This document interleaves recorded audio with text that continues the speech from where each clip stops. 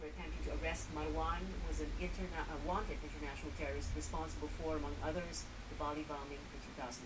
Let's watch this.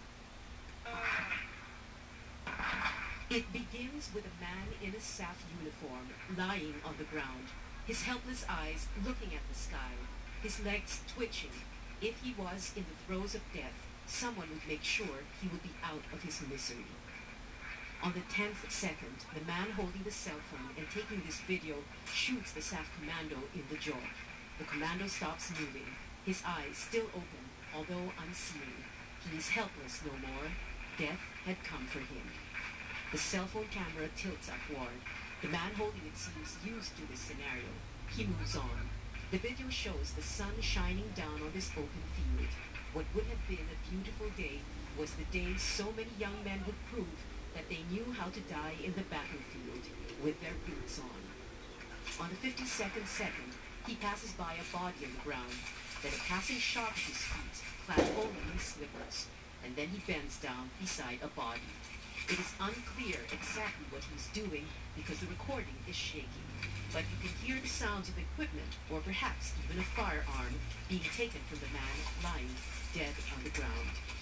Then the camera zooms out, and it becomes clear that the man on the ground has a helmet on, and the man taking the video and at least one other comrade of his are helping themselves to some of the belongings of the SAF commando. They move on, walking through the field, and come across another man on the ground. The man with the cell phone appears to bend down because the camera gets near to the ground again.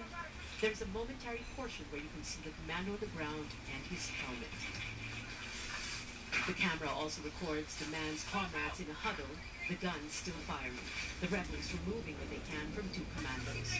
And then we get a glimpse of what they got, the vest of one of the commandos. Seconds later, the man holding the cell phone and a nearby comrade let out a yell. Then this videographer starts to run, and in one fleeting moment, we catch the only time his image appears in the video, his shadow, and that of the long arm he is carrying. The firefight gets more intense, non-stop shooting. The man with the cell phone camera drops to the ground, then we catch a glimpse of a vest. We can hear the Velcro coming off, as if he's checking what's inside.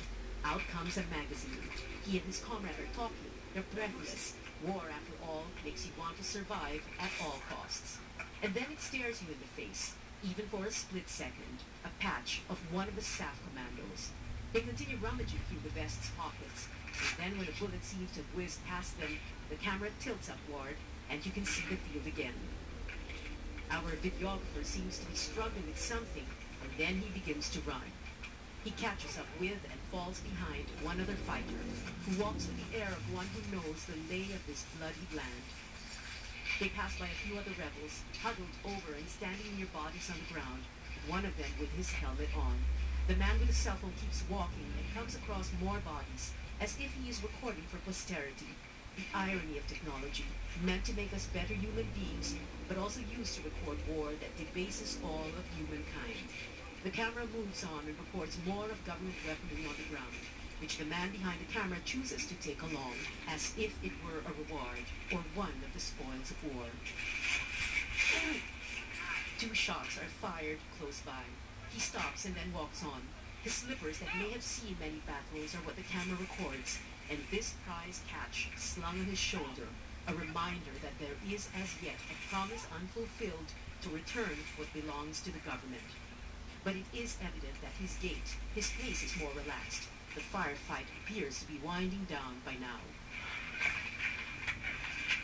The camera lets us have a glimpse of the river, beside which so many died.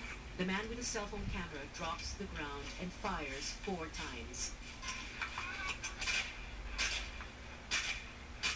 There is more shouting, and the camera seems to turn upside down, and the sky that the now dead commando at the start of this video is still staring at is blue and beautiful, with clouds so white you wouldn't think people under it were killing each other.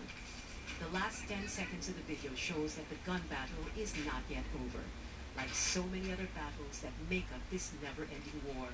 War that claims the lives of those who wear slippers and of those who wear and die with their boots on.